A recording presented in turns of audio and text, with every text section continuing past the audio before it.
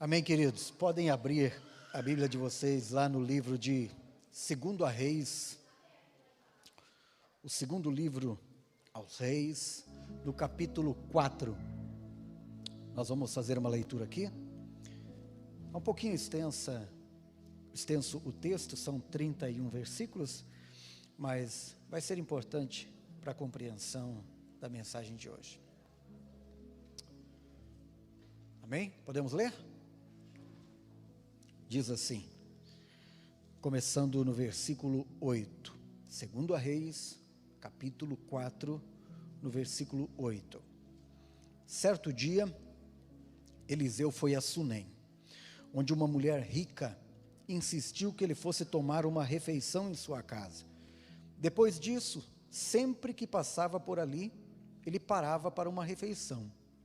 Em vista disso, ela disse ao marido: sei que esse homem que sempre vem aqui é um santo homem de Deus. Vamos construir lá em cima um quartinho de tijolos e colocar nele uma cama, uma mesa, uma cadeira e uma lamparina para ele. Assim, sempre que nos visitar, ele poderá ocupá-lo. Um dia, quando Eliseu chegou, subiu ao seu quarto e deitou-se. Ele mandou o seu servo Geazi chamar a sunamita. Ele a chamou, e quando ela veio, Eliseu mandou Geazi dizer-lhe: você teve todo este trabalho por nossa causa. O que podemos fazer por você? Quer que eu a interceda por você junto ao rei ou ao comandante do exército? Ela respondeu: estou bem entre a minha própria gente. Mais tarde, Eliseu perguntou a Geazi: o que se pode fazer por ela? Ele respondeu: bem, ela não tem filhos, e o seu marido é idoso. Então Eliseu mandou chamá-la de novo.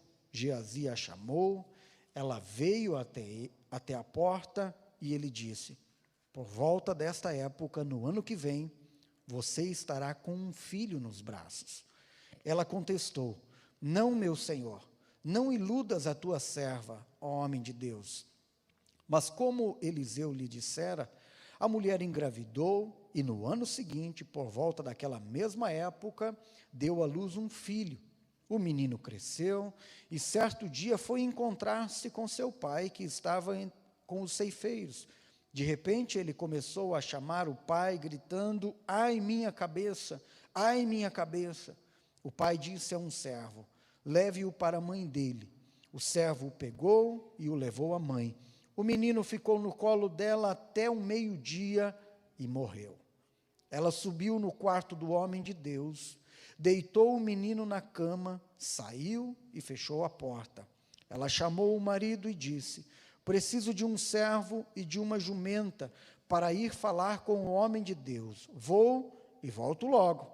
Ele perguntou: mas por que hoje? Não é lua nova, nem sábado. Ela respondeu: não se preocupe.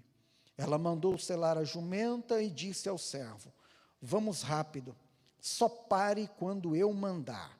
Assim ela partiu para encontrar-se com o homem de Deus no Monte Carmelo. Quando ele a viu à distância, disse a seu servo Geazi: olhe, é a sunamita, corra ao seu encontro e pergunte a ela: está tudo bem com você? Tudo bem com seu marido? E com seu filho? Ela respondeu a Geazi: está tudo bem. Ao encontrar o homem de Deus no monte, ela se abraçou aos seus pés. Geazi veio para afastá-la, mas o homem de Deus lhe disse: deixe-a em paz. Ela está muito angustiada, mas o Senhor nada me revelou e escondeu de mim a razão da sua angústia. E disse à mulher: acaso eu te pedi um filho, meu senhor? Não te disse para não me dar falsas esperanças? Então Eliseu disse a Geazi: ponha a capa por dentro do cinto, pegue o meu cajado e corra. Se você encontrar alguém, não o cumprimente, e se alguém o cumprimentar, não responda. Quando lá chegar, ponha o meu cajado sobre o rosto do menino. Mas a mãe do menino disse: juro pelo nome do Senhor e por tua vida que, se ficares, não irei. Então ele foi com ela.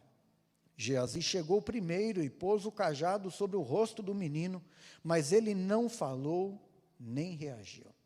Então Geazi voltou para encontrar-se com Eliseu e lhe disse: o menino não voltou a ser.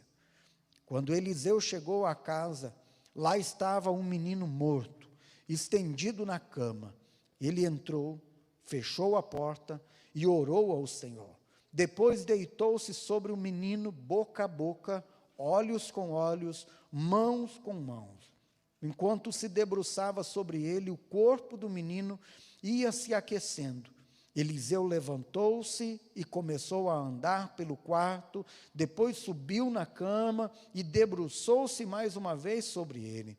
O menino espirrou 7 vezes e abriu os olhos. Eliseu chamou Geazi e o mandou chamar a sunamita, e ele obedeceu. Quando ela chegou, Eliseu disse: pegue seu filho.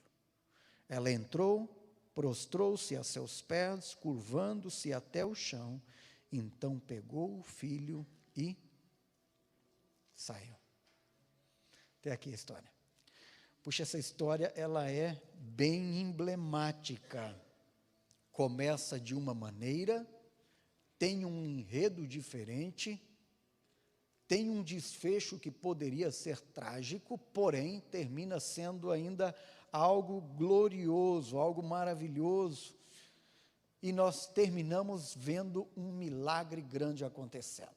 Hoje é dia das mães, e eu quero falar um pouquinho sobre isso. Não apenas para as mães, quero falar também um pouquinho para as mulheres, mas não só para as mulheres, porque senão os homens pensam que hoje a coisa vai ser só para elas e pode dar sono aí. Eu quero falar alguns princípios também importantes para os homens. Essa data tão importante, que é o Dia das Mães hoje, acredito que lá na tua casa, talvez não na casa de todos, tenha sido um dia de festa, um domingo diferente, um domingo bom, talvez mesmo distante. Já tem um grupo de pessoas aqui que não tem a mãe por perto, já partiu. Eu, minha esposa, Brenda, hoje estávamos todos à distância com a mamãe, era tudo videochamada. Achei interessante hoje de manhã, a minha mãe ligou. Eu estava brincando com o Miguel um pouco na TV, jogando com ele um videogame para passar o tempo com ele. Minha mãe ligou. Acho que eu falei com ela uns 3 minutos. Minha esposa sentou do meu lado. Eu dei o telefone para ela e ela saiu falar com a minha mãe. Fiquei pensando, poxa, né? A mãe é minha, e ela, vazou falar com a minha mãe, lá para a cozinha, lá, reservado lá. Fiquei pensando, poxa, que bom, que privilégio que eu tenho de que a minha esposa se dá bem com a minha mãe. Tem uma galera aí que não se dá bem com a sogra, não. Vai dar uns piripaque meio violento. Pode ser que na casa de algumas pessoas hoje o clima esquentou, ficou meio feio. Porque quando é o dia da sogra vir na casa, ou a mãe vir na casa, às vezes dá umas crises meio violentas. Mas mesmo à distância, a gente procurou ter um contato de Dia das Mães, e isso é tão bom, tão maravilhoso. Essa história de Eliseu e a sunamita é um relato assim bastante encantador e ao mesmo tempo dramático. Eu quero discorrer um pouquinho para que você possa entender esse contexto aqui. Eliseu era um profeta daquela época do Antigo Testamento e que morava em Samaria, uma região que ficava um pouco distante do lugar onde ele tinha o hábito de ir, que era no Monte Carmelo. O Monte Carmelo foi o palco de muitos acontecimentos bíblicos naquele lugar. O Monte Carmelo era um lugar onde a maioria dos profetas gostava de ir para ter um tempo de retiro espiritual. De tempos em tempos, eles saíam de alguma região, no caso aqui nós temos o Eliseu, que era o profeta da época, que saía da cidade de Samaria e se dirigia ao Monte Carmelo. De tempos em tempos, nós não sabemos cada quantos dias, mas talvez cada 2 semanas, uma vez por mês, não sei. E o Eliseu saía de Samaria e ia para o Monte Carmelo, cerca de 56 quilômetros de distância. A viagem de Samaria até o Monte Carmelo era bastante difícil, era uma viagem muito cansativa. O Monte Carmelo fica, ainda a 524 metros de altitude. Então, para se chegar até o Monte Carmelo, era bem cansativo a viagem. O Eliseu, como todo profeta da época, tinha um servo, alguém que andava com ele, um ajudante, que era o Geazi. O Geazi acompanhava o Eliseu por onde ele ia. Eliseu saía de Samaria com destino ao Monte Carmelo, passava-se talvez alguns dias lá, geralmente jejuando, orando, buscando direção e uma orientação de Deus sobre o ministério profético deles. Para ir até o Monte Carmelo, o Eliseu passava por uma cidade chamada Sunem. Ficava intermediária no meio do caminho, de Sunem até o Monte Carmelo, são 24 quilômetros, se não me falha a memória. 24 quilômetros é a distância de Sunem até o Monte Carmelo. Raras vezes, quando o Eliseu subia até o Monte Carmelo, passava pela cidade de Sunem.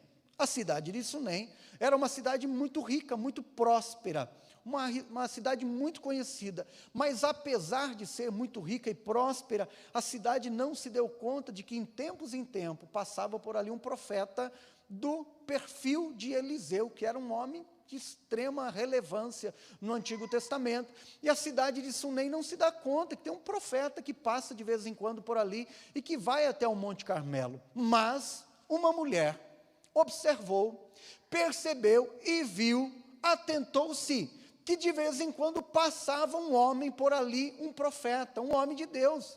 E determinado dia, o profeta Eliseu está na cidade de Sunem e encontra-se com essa mulher que aborda ele e convida ele para ir à sua casa com o seu servo Geazi e se alimentar lá, fazer uma refeição, provavelmente almoçar na sua casa. Era chamada de Sunamita.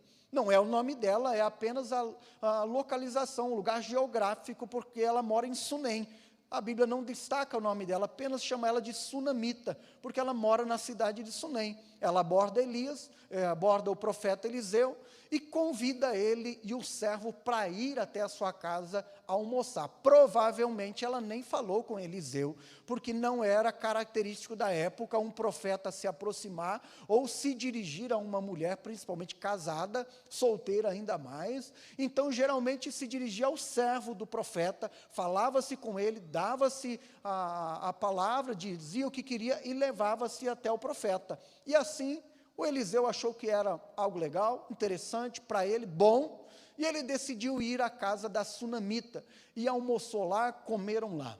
O interessante no decorrer da história é que ela e o seu marido percebem que, além de alimentá-lo esporadicamente, de tempos em tempo, desejam fazer algo a mais por ele. Ela percebe que ele é um santo homem de Deus, é uma característica importante, porque hoje nós não podemos falar isso abertamente, mas, infelizmente, nem todo mundo é um santo homem de Deus, e nem todo mundo é uma santa mulher de Deus. Nos tempos que nós estamos vivendo, é muito difícil distinguir um lobo de uma ovelha. É tão complicado, tão difícil, mas naquela época, esse homem de Deus deixou transparecer aquilo que ele verdadeiramente era, em essência, um homem de Deus. E ela percebeu, e chamou o seu marido, e falou: olha, além de alimentá-lo esporadicamente, de tempos em tempos, o que você acha de nós construirmos para esse homem de Deus um quartinho, na parte superior da nossa casa, a parte de cima? A gente faz lá algo que seja confortável, algo que seja agradável, reservado para ele.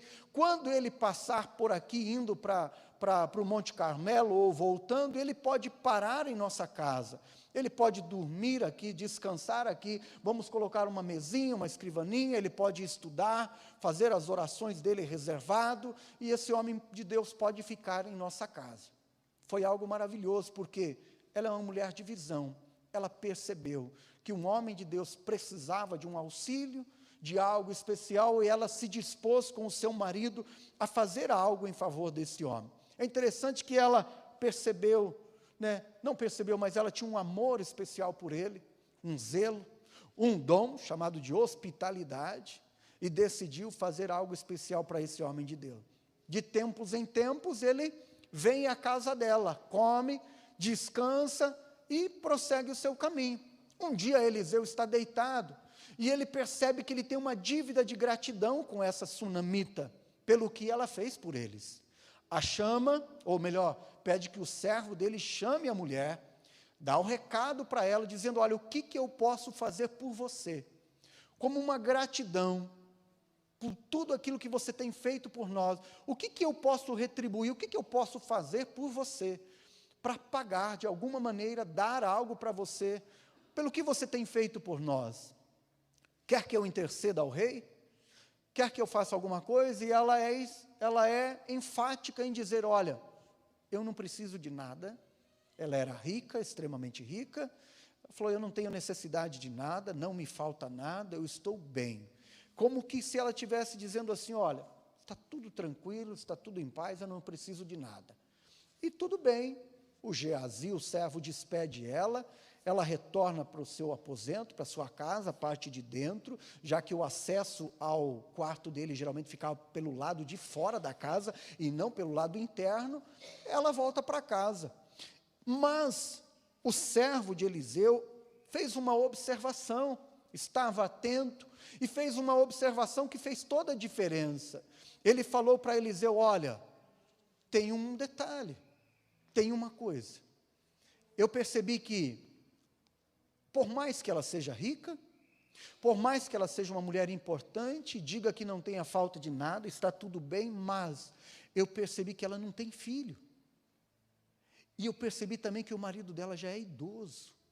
Essa observação ela é importante para que você entenda o que significa, naquele tempo, principalmente no Antigo Testamento, deixar-se um legado, uma geração, uma pessoa, alguém da família, era uma das coisas mais importantes que existia na família. Não ter um filho significava a morte da descendência, do nome da família. Se você não deixasse um descendente para dar sequência à tua família, à tua geração, morria o teu sobrenome. Então, era uma das coisas mais importantes. E eles, sendo ricos, eles não têm para quem deixar um legado, não tem para quem deixar uma herança, não tem ninguém. Então, tem um significado importante. Quando o servo de Eliseu fala isso, falou, olha, apesar deles serem ricos, eles não têm descendência. O marido dela já é idoso. Ele estava querendo dizer o seguinte, eles são solitários, eles são sozinhos, e eles não terão descendência, não têm e não terão no futuro, ou seja, eles vão morrer, e junto com ele vai morrer o nome deles também. Quando ele faz essa observação para Eliseu, o profeta, ele acha interessante, manda chamá-la novamente, e comunica a ela, fala, olha, não pede se ela quer ou não quer, eu acho que nem é necessário, a maioria das mães hoje não teria nem necessidade de pedir se você quer um filho, é meio que um dom da mãe, de uma mulher, né? Fala, toda mulher quer ter filho, algumas são mais, né, são mais agressivas, falam, eu quero ter uns 5, 6, 10, 11, não sei, nos tempos antigos era diferente, hoje tem que ter fé para ter um monte de filho, principalmente numa capital como São Paulo, não só fé, tem que ter muito dinheiro, porque aqui o sistema é violento, mas o Eliseu nem sequer perguntou para ela, falou, olha, avisa ela que ano que vem, nessa época, ela vai ter um bebê nos braços, vai ter um filho no colo dela. E ela fica muito impactada, incrédula, e fala para ele, não, meu Senhor, não brinque com os meus sentimentos, não faça isso comigo. O que ela estava dizendo assim, eu não sou bobo, não sou boba, eu sei que o meu marido já é idoso, não temos mais condições. É possível que ela fosse mais jovem do que o marido, porque a observação está sobre o marido e não sobre ela. Então, possivelmente ela queria dizer, olha, eu sei que o meu marido já é idoso, para nós já não há mais condições, não temos mais condições de ter um filho em nossa idade. Então, não brinque com os meus sentimentos, não brinque com algo que eu sei que vai ferir e vai machucar-me. Mas o fato é que o Eliseu falou, ele era um profeta, e 1 ano depois, realmente, como de fato, profetizado, descrito e dito, a sunamita tinha um bebê nos braços. Havia já ganho o seu bebê, já tinha o filho no braço. Isso foi algo maravilhoso. A história dá um pulo, um salto no tempo, talvez aí uns 8, 9 anos, quando ela volta novamente ao cenário. A Bíblia faz uma pequena pausa aqui nesse acontecimento e retorna a narrar a história novamente depois de um determinado tempo. E diz o seguinte, que certa vez o menino já, talvez provavelmente uma idade de 8, 9 anos, foi para o campo, ou foi em busca do pai no campo. o pai estava trabalhando na lavoura, era o período da colheita, o pai estava recolhendo a colheita, e os servos do pai estavam também trabalhando, ajudando. E o menino foi encontrar-se com o pai na lavoura. Daquela região do Monte Carmelo, de Sunem, e a região da Samaria, é uma região muito quente, segundo os historiadores dizem. E a maioria é unânime em dizer que esse menino passou por uma exposição excessiva no sol.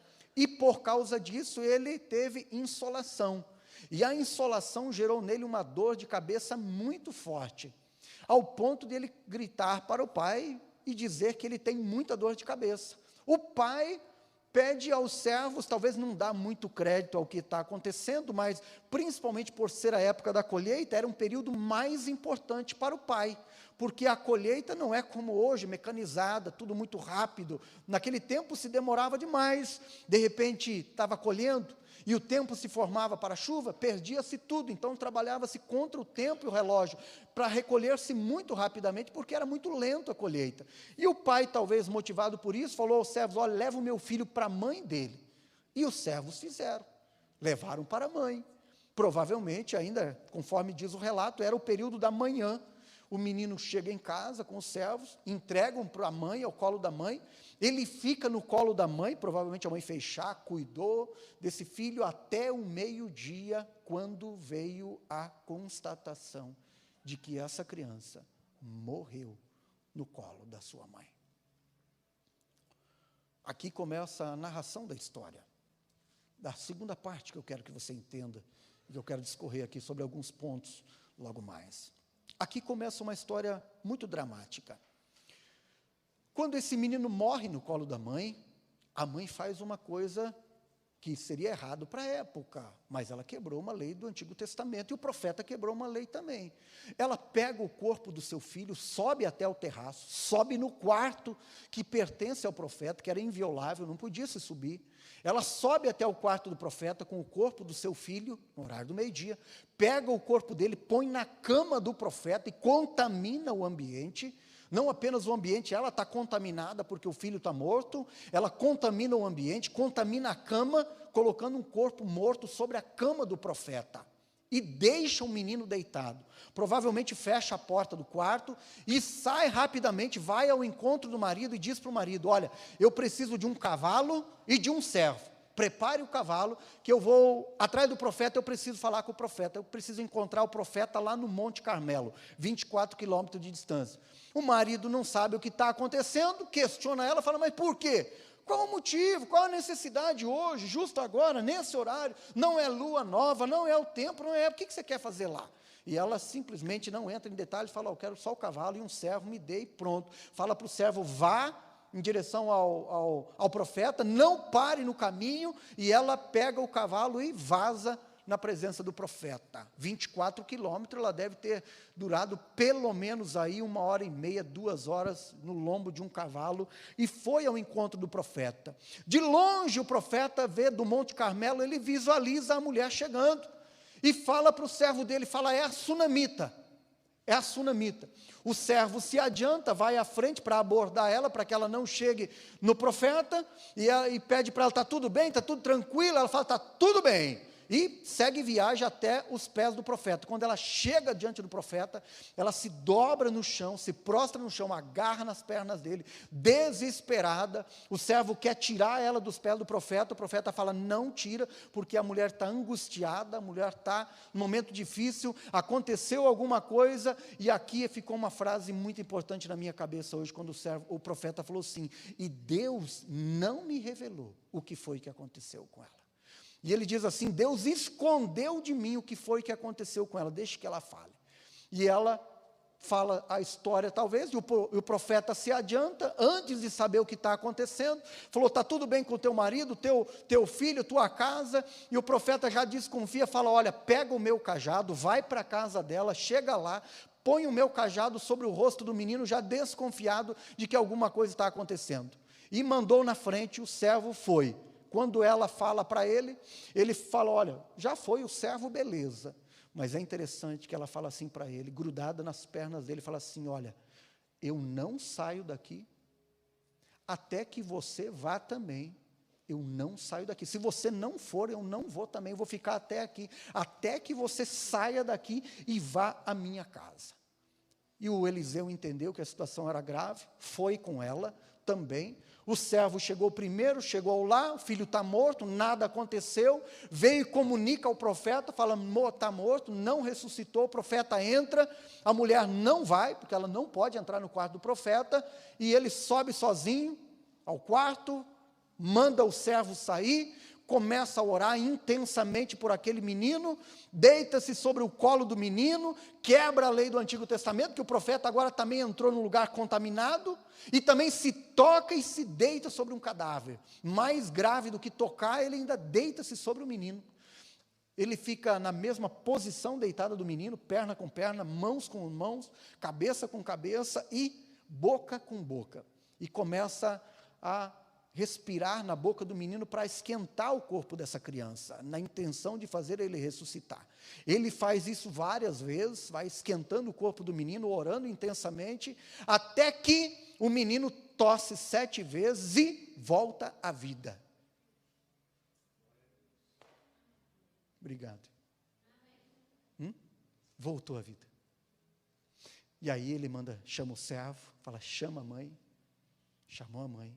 Pegou o menino vivo, ponhou no colo da mãe, a mãe se dobrou de novo nos pés dele, impactada pelo que viveu, pelo que viu, glorificou a Deus, emocionada, pegou o filho, saiu do quarto, e a história terminou aqui.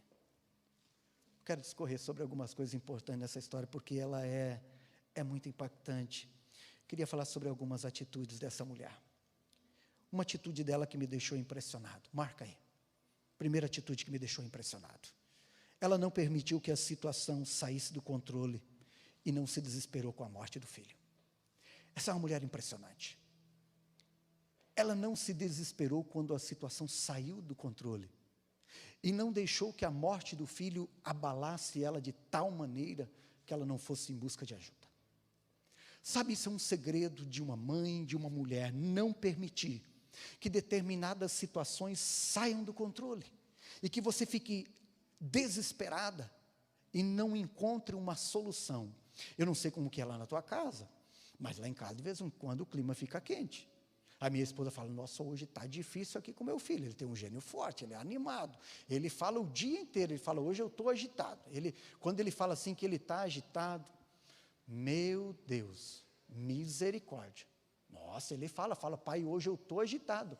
Ele joga a bola nas paredes, ele vai lá embaixo, ele sobe e desce 50 vezes, ele vai, ele come, ele sobe, ele vai, ele fala, eu estou agitado. Ele vai para a escola, a gente pensa, não, vai passar o negócio. E quando ele chega em casa, ele continua a 500 por hora, até ele dormir de noite.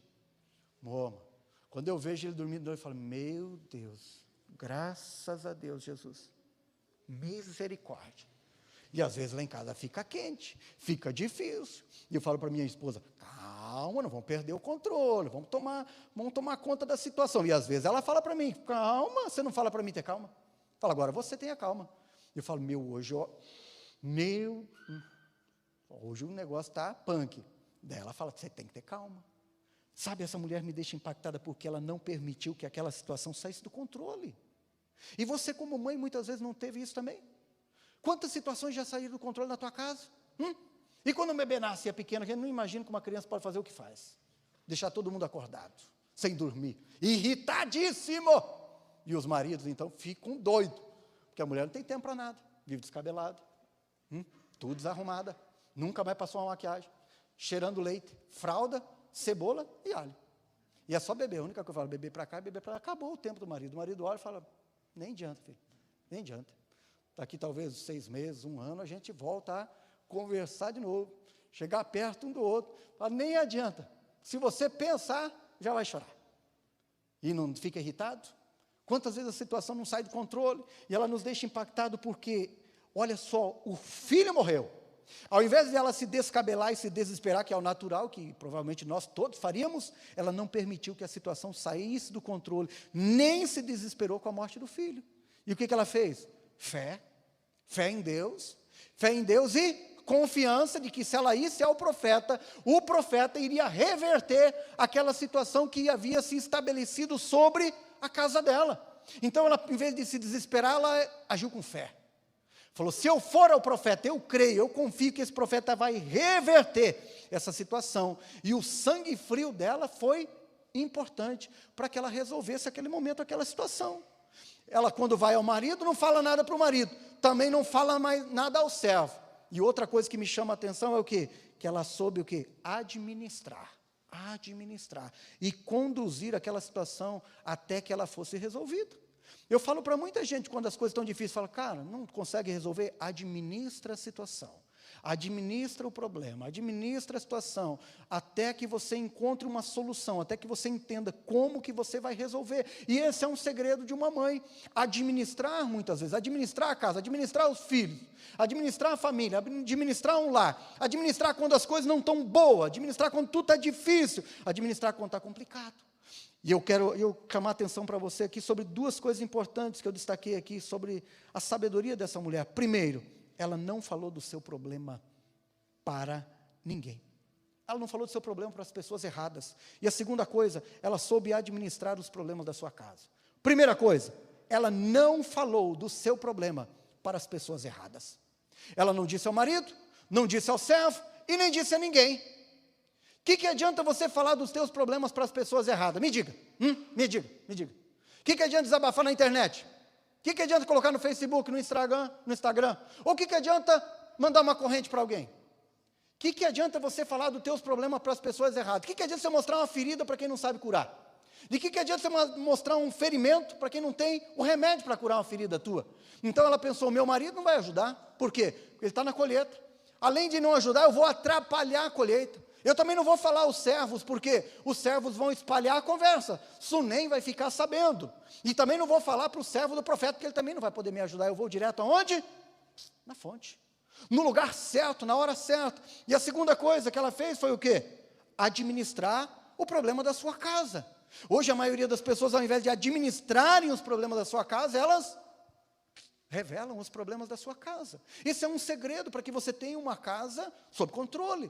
Administre a sua casa. Administre os problemas da sua casa.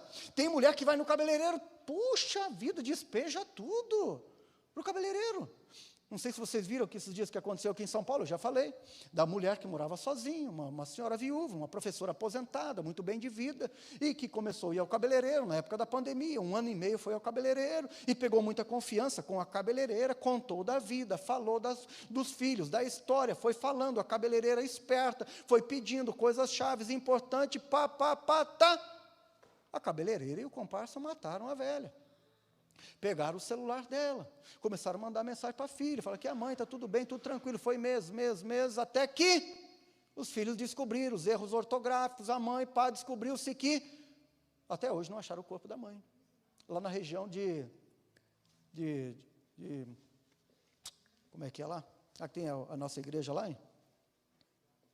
Esqueci, Marcilac para lá, a região. Até hoje não consegue achar o corpo da mulher, por quê? Ela contou tudo. Contou o que tinha de posse, contou que tinha dinheiro no banco, contou que as filhas moravam longe, que ela era sozinha. Um determinado dia, a cabeleireira fez uma visita para ela em casa. E tudo bem, mas junto com ela entrou também o comparsa dela. Mataram a mulher. Até hoje as filhas não conseguiram encontrar o corpo da mãe. Sabe, às vezes a mulherada tem o costume de falar as suas coisas para as pessoas erradas. Desabafar. Quer desabafar? Vai dentro do banheiro. Vai dentro do banheiro, fecha a porta do banheiro, fala para as paredes, conta para tudo, fala, depois você fecha a porta do banheiro, sai, beleza, você vai se sentir melhor. Não fala os teus problemas para as pessoas erradas, não conta coisas que você não deve falar para ninguém, administre os problemas da sua casa, fale para as pessoas certas, procure uma orientação com 1 ou 2 pessoas, mas não fique falando para todo mundo. Tem gente que não se contenta em falar o seu problema para 1 ou 2, quer falar para todo mundo. Para a igreja inteira, para a família inteira. E as pessoas para quem menos você tem que falar problema é para a tua família. Não fala teus problemas para os teus sogros. Não fala teus problemas para a tua mãe. Alivia a carga da tua mãe. Sempre falei para minha esposa, desde quando nós casamos, nossos problemas são nossos. Minha mãe e tua mãe não merecem ouvir os nossos problemas. Senão elas nem dormem de noite, elas vão falar, é porque meu filho, a minha filha, eles não merecem. Eles não merecem, já criaram.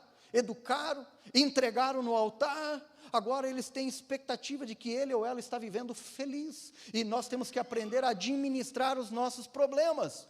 Eu acho interessante, eu vou falar aqui, não tenho crise nenhuma com isso. Um dia, eu li no livro Casamento Blindado, da filha e do genro do bispo Edir Macedo, a Cristina, eu acho uma coisa assim, ela contando a história no livro Casamento Blindado. Ela casou e foi morar junto com o marido dela, e pá, mas depois de um tempo tiveram uma crise, brigaram, fechou o tempo. Ela ligou para a mãe falou, vem para casa, filha. Ela pegou a malinha dela de roupa e foi para a casa dela, da mãe. Quando ela estava lá, de boa, tranquila, chegou o pai, o bispo Edir Macedo, e falou, o que você está fazendo aqui? Ah, chorando, eu briguei com meu marido, vim para casa. Falou, isso é um problema teu. Isso é um problema meu. Eu já entreguei você no altar. Pega a tua mala, volta para a tua casa, reconcilia-te com teu marido e administra os teus problemas. Aqui em casa você não vive mais. Pega agora e vai para casa. E ela, mais chorando ainda, pegou a malinha dela e foi. Mas chegou em casa, conversou com o marido, discutiu a relação, resolveu o problema, e ela conta no livro que foi a coisa mais importante que o pai dela poderia ter feito para ela. Que isso ensinou para ela princípios. E hoje eles aconselham muitas pessoas na Record e tantos outros lugares. Sabe, querido, às vezes a mamãe e o papai, para aliviar a carga do bebê, fala, vem cá debaixo das minhas asas, senta aqui, deita aqui, fica aqui lindo da mamãe, do papai. Porque tem dó de falar para o sujeito, para a mulher, falar, ó, vai para casa, vai resolver o teu problema, entreguei você lá, vai lá, aqui tu não fica. Posso até ir lá te ajudar, mas vai lá administrar os problemas da sua casa. E foi isso que essa mulher fez. Olha só, aqui eu quero destacar para você um princípio muito importante que essa mulher falou. O profeta falou assim, olha, ela está angustiada e Deus escondeu de mim aquilo que está acontecendo com ela. Sabe qual é o princípio que eu quero te ensinar aqui? É o princípio, querido, de ser silencioso em relação às tuas intimidades. O que acontece na tua casa, no teu quarto, no teu colo, na tua intimidade, ficam reservadas para você, na tua casa. Deus nem revelou para o profeta Eliseu o que estava acontecendo dentro da casa dessa mulher com o seu marido. E ele mesmo diz, Deus escondeu de mim o que está acontecendo com ela na casa dela. O princípio para você é que você entenda o seguinte, o que acontece na intimidade da tua casa, teu casamento, teu relacionamento, teu quarto, tua família, teus filhos, no teu colo, isso é um problema teu, com a tua casa. Cuidado quando algumas pessoas queiram falar coisas da tua intimidade, porque nem para o profeta Eliseu Deus não revelou. Coisas íntimas tuas são para ser reveladas só na tua casa. Você precisa de ajuda? Vai em busca de ajuda no lugar certo, na pessoa certa, mas não abre a tua intimidade para ninguém, para outra pessoa, em lugar nenhum. Não coloca coisas na internet que pertencem para tua esposa ou teu marido. Cuidado com as coisas que você expõe, na rede social principalmente. Não precisa expor a intimidade que é tua, reservada para o teu quarto. O que você faz lá no teu quarto, com a porta fechada, é um problema teu, só teu, e de mais ninguém. E quando um dia alguém chegar e falar assim para mim, Deus me revelou lá, toma cuidado, que nem para o profeta Eliseu Deus não revelou nada, Deus escondeu dele, ela comunicou o que estava acontecendo. E hoje as pessoas gostam muito quando alguém fala de algo particular, íntimo seu. Cuidado com essas coisas. Eu aprendi um princípio muito importante nisso aqui. O que é particular, íntimo teu, é para ser resolvido lá na tua casa. Se você abrir para alguém, é uma coisa. Mas tome cuidado com alguém que fique falando coisas que não devem ser faladas. Coisas da tua intimidade, tua, são coisas particular tua, em tua casa. Eu quero discorrer aqui para que você entenda sobre 6 coisas que essa mulher me deixou impactado. Se você quer anotar. Primeiro, a atitude do pai revela o que é uma verdadeira mãe. Na hora da dor, foi para ela que ele mandou os servos levarem o filho. Essa é a mãe. Fiquei pensando assim, né? Por que o pai não pegou no colo? E hoje de manhã meu filho estava deitado, E daí ele sempre, a gente vai lá na cama, brinca com ele um pouco e tal, mas se ficar lá, fica até o meio-dia, brincando, e deita, e levanta, e dá beijo, e bate. Daí eu falei, ó, eu vou tomar um banho, que eu quero tomar um banho, já levantar. E ele chamou a mãe. Ele falou uma coisa interessante, mãe é mãe. Mãe é mãe. Eu estava já no banheiro, eu pensei, realmente, ele tem razão, mãe é mãe. E a mãe voltou, Eu falei, eu não. Ele falou, pai, vem. Eu falei, eu não, vou tomar banho, já estou no banheiro, tomar banho. Ele falou, mãe é mãe. E realmente ele, mãe é mãe. E o pai aqui sabia que mãe é mãe. E quando o filho está com dificuldade, para quem que vai? É por causa da mãe. Tem um mistério nesse negócio que eu não sei qual é, eu também não estou nem interessado em descobrir, mas mãe é mãe. Mãe é mãe. Isso que é mãe de verdade. O pai entendeu, falou, esse negócio da mãe, é mãe que vai resolver. Tem coisa que mãe resolve, tem vezes que mãe põe o filho no colo e já resolveu o problema. Não tinha nada, era só vontade de ficar no colo. Era só dar um cheiro, já resolveu aquele problema. Só deu um cheirinho, já pronto, já acabou, dormiu o nenê.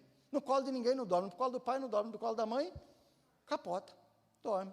Mãe é mãe, não sei o que acontece no colo da mãe, só sei que mãe é mãe. É gostoso. Segunda coisa importante, a atitude dessa mãe me deixou impactada. Por quê?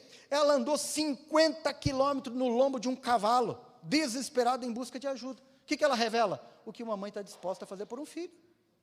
Pô, cara, eu já falei para vocês que, a vez passada eu falei aqui que no Cadeião, aqui de São Paulo, né, que é mais perto, na época eu falei da minha região, mas aqui no Cadeião de São Paulo, na época, o Dia das Mães, dia de visita. Não tem pai, filho. Não aparece pai para visitar os presidiários. Só mãe, mano. E esses dias eu estava vindo da rodoviária, domingo de manhã, tinha ido levar alguém na rodoviária, na Barra Funda, e passei na frente de um cadeião em algum lugar aí, acho que foi na Barra Funda, não sei. Falei, cara, o que é isso aqui? Ele falou, é visita, dia de visita. Falei, cara, só tem mulher aqui. Só tem mulher. Só tem mulher. O que se diz? O que uma mãe está disposta a fazer por um filho? Pai, fiquei impressionado. Eu não sei se vocês sabem o que uma mãe tem que fazer para visitar um filho na cadeia, né? Tirar a roupa, sentar em cima do espelho, uma vergonha, vai chamar. Meu Deus, um dia a mãe falou, chorando, falou, pastor, você não sabe o que eu tenho que passar. Você não sabe o que eu tenho que passar. Uma mãe, só a mãe é capaz de fazer isso aí. Mãe é capaz de fazer tudo. Mãe é capaz de fazer tudo. Tirar a comida da boca. Eu, quantas vezes eu e minha mãe falar que não tinha fome. Falar, eu não pode comer, a mãe está sem fome. E era mentira. Eu sabia que minha mãe tinha fome. Mas sabia que ela estava disposta a dar tudo, fazer tudo, sacrificar tudo, em favor do filho. Lembra daquela grega Cirofenícia, lá de Mateus 15, 21? A mulher pagã veio aos pés de Jesus, filha possessa, endemoniada, tinha ficado lá na Grécia. Ela chega nos pés de Jesus, se humilha e fala, eu estou disposta a comer até migalha que cair debaixo da mesa, mas me ajuda, libertar minha filha, faz um milagre. E por causa da humilhação dela, Jesus fez o milagre. Isso é atitude de mãe. É atitude de mãe. Pai, né? Lá em Curitiba, quando nós fizemos estágio em Curitiba, no ano de 2009 e 2010, tinha uma mãe lá em Curitiba, que eu acabei esquecendo o nome, e que o filho era deficiente, 40 anos, dormindo no hospital em Curitiba.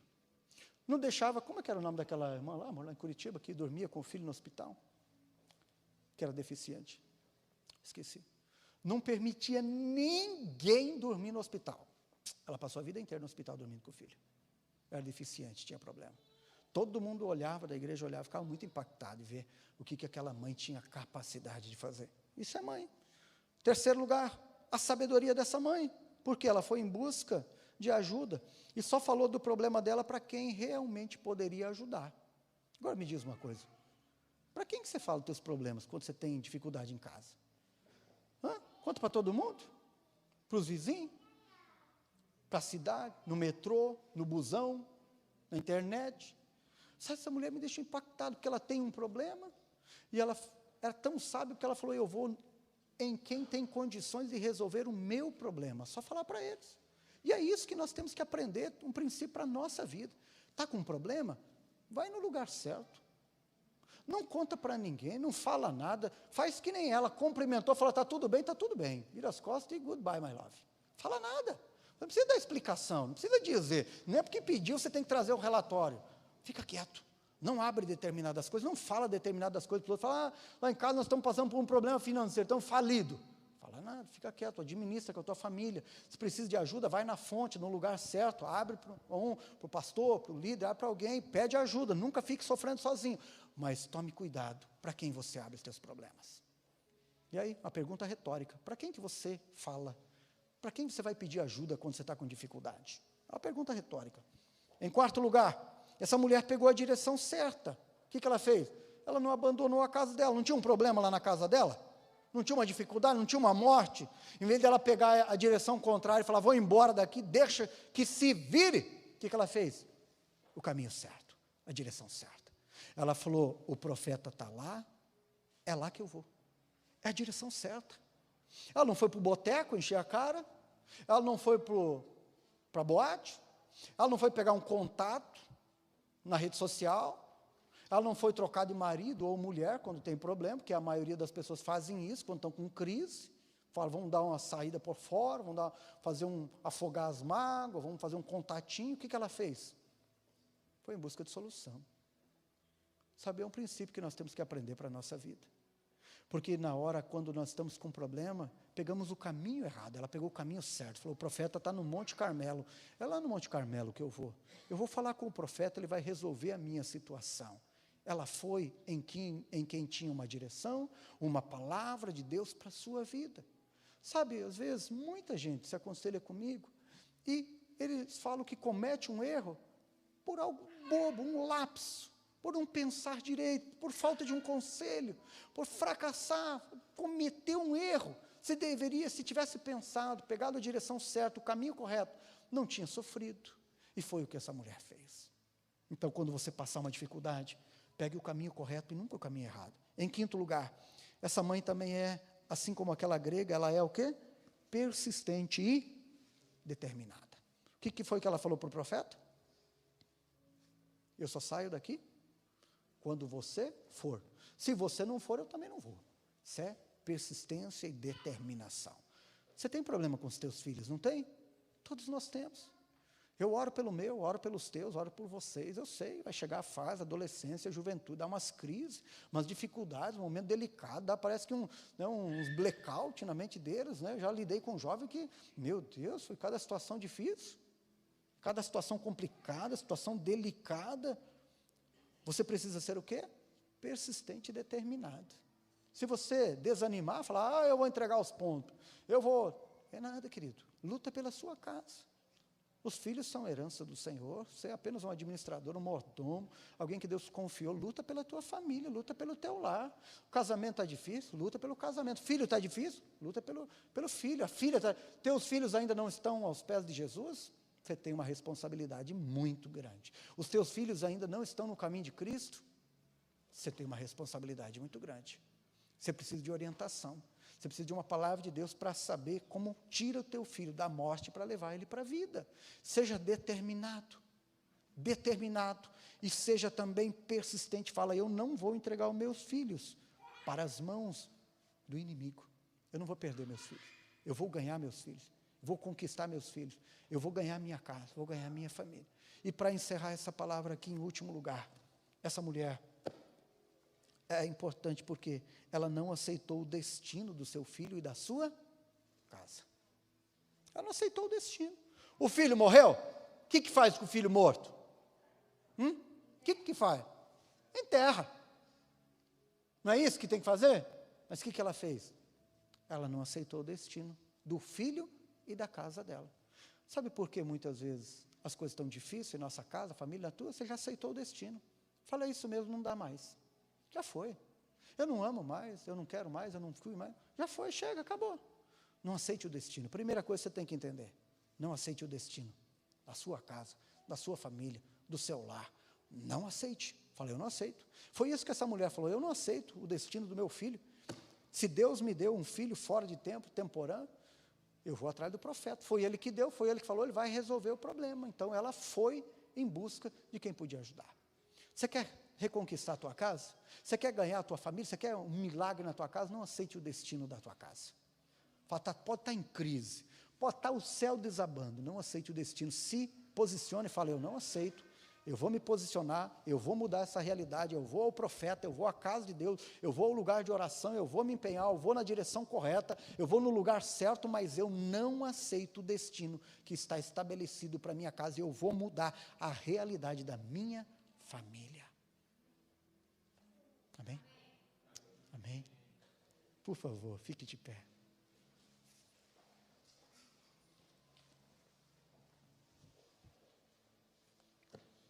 Feche os seus olhos.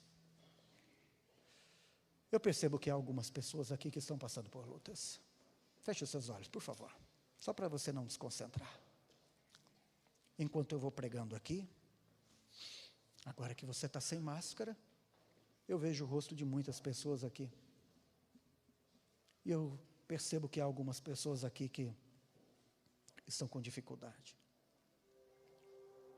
Eu quero declarar em nome de Jesus que tem ajuda para você. Tem uma palavra para a tua vida. Uma direção do Espírito Santo para a tua casa. Um milagre de Deus para aquilo que morreu. Há uma esperança para a tua casa. Se você pegou a direção certa e correta. Não sei quem veio aqui hoje desesperado. Desesperada, mulher. Quero dizer para você, tem uma direção de Deus para a tua casa. Tem um milagre de Deus na tua família. Vai ressuscitar aquilo que morreu.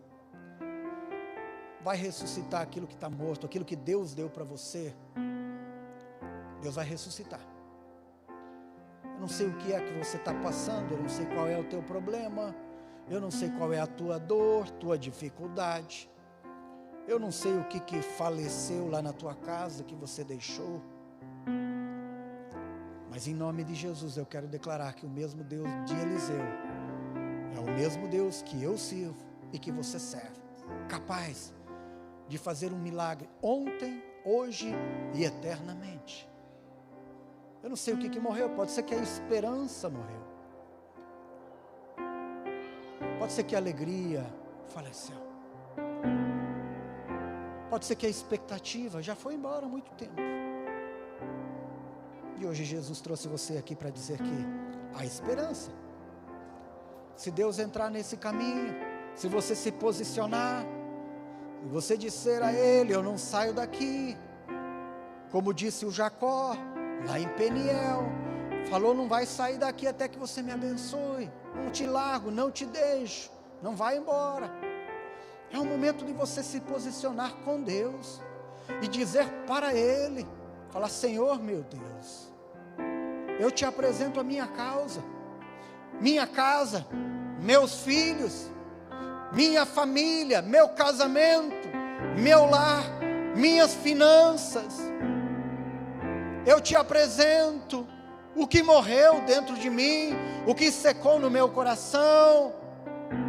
Fala para Deus o que está morto aí. Abre tua boca e diz, morreu, Pai. Não tenho mais expectativa, não tenho mais esperança, não tenho mais alegria, só dor. Achei que aquilo que o Senhor tinha me dado era para a vida inteira, mas em pouco tempo foi tirado de mim, e hoje eu quero de volta. Fala, Deus, traz de volta. Fala, ressuscita o que morreu, meu Pai. Ressuscita minha fé, minha esperança. Ressuscita meu lar, meu coração amolece de novo. Trata comigo, trata com meu sentimento, trata com meu casamento, trata comigo, trata com a minha alma, com a minha fé, com o meu espírito, com a minha causa. Eu te apresento a minha causa desesperadora. Humanamente não há mais solução. Morreu o menino. Mas eu sei que a última palavra vem do Senhor. Eu sei que se o Senhor ponhar a mão sobre o que está morto, vai ressuscitar. O Senhor fez isso lá no túmulo do Lázaro. O Senhor mandou tirar a pedra e o morto sair para fora. Meu Pai, olha por mim. Abre tua boca, fala, olha por mim, meu Pai. Olha por minha vida, meu Pai. Faz como fez essa mulher desesperada aos pés do profeta, sem se importar se ela se humilhava ou não. Ela falou, é urgente a minha causa, profeta, vem à minha casa, porque o meu filho está morto na tua cama. você deu, você tem a responsabilidade de trazê-lo à vida. É hora, querido, de você sacrificar-se. Tem coisas que às vezes a gente fica sentado em casa esperando e o milagre não vem. Assim como essa mulher levantou e foi em busca da solução no lugar certo. É o momento, a hora de você abrir teu coração e reconhecer e falar: eu preciso de ajuda, com a pessoa certa. Meu Pai, em nome de Jesus, meu Pai, eu te adoro, meu Pai, e te glorifico, meu Deus, aleluia. Eu quero orar hoje com todas as mães aqui. Se você puder, vem aqui. Mas eu quero orar com as mães agora. Quero ungir as mães para orar com elas. Quem é mãe, pode vir aqui, por favor. Eu sinto que eu quero orar com algumas mães. Você é mãe, vem aqui. Quero orar com vocês, com a tua vida. Quero abençoar vocês. Minha esposa vai vir aqui também. Vem aqui na frente, amor, comigo, por favor. Minha esposa vai vir aqui. Você que é mamãe, vem aqui. Estende a tua mão aqui pertinho de mim. Quero ungir vocês, mulheres de Deus.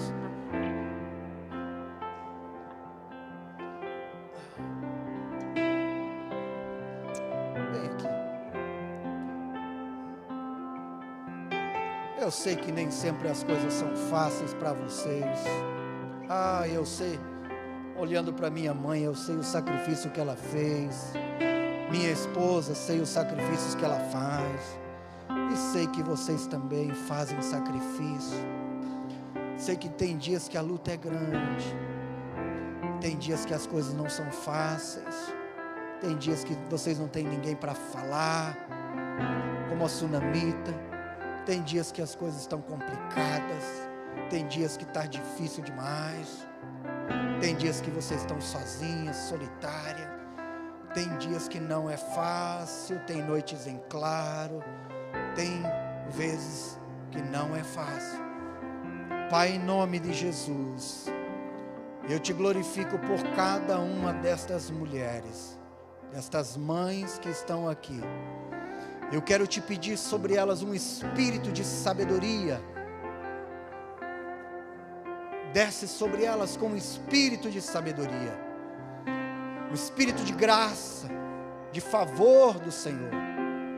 Desce sobre o coração delas com força, com unção, para que nos momentos mais difíceis que elas venham atravessar, meu Pai, elas percebam e saibam que no Senhor há solução para a sua vida.